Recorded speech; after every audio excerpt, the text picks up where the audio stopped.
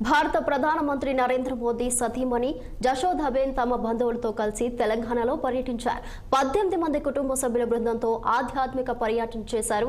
వికారాబాద్లోని నాగదేవత ఆలయాన్ని ఆమె సందర్శించారు. ఆలయంలో అత్యంత భక్తి శ్రద్ధలతో ప్రత్యేక పూజలు చేశారు. తొలుత ఆలయానికి చేరుకున్న జశోదాబేన్ కు ఆలయ అర్చకులు సంప్రదాయబద్ధ స్వాగతం పలికారు. అనంతరం నాగదేవతకు ప్రత్యేక అభిషేకాలు అర్చనలు నిర్వహించి మొక్కులు తీర్చుకున్నారు. దేశ ప్రజల శ్రేయస్సు, శాంతి, సౌభాగ్యాల కోసం ప్రత్యేక ప్రార్థనలు చేశారామె.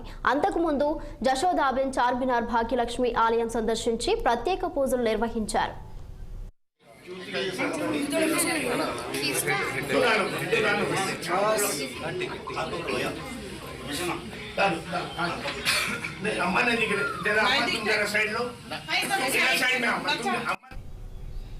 భారత ప్రధానమంత్రి నరేంద్ర మోదీ సతీమణి జశోదాబేన్ తమ బంధువులతో కలిసి తెలంగాణలో పర్యటించారు.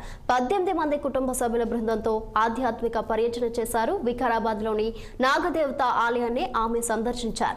ఆలయంలో అత్యంత భక్తి శ్రద్ధలతో ప్రత్యేక పూజలు చేశారు. తొలుత ఆలయానికి చేరుకున్న జశోదాబేన్ కు ఆలయ అర్చకులు సంప్రదాయబద్ధ స్వాగతం పలికారు. అనంతరం నాగదేవతకు ప్రత్యేక అభిషేకాలు, అర్చనలు నిర్వహించి మొక్కులు తీర్చుకున్నారు. దేశ ప్రజల శ్రేయస్సు, శాంతి, సౌభాగ్యాల కోసం ప్రత్యేక ప్రార్థనలు చేశారామె.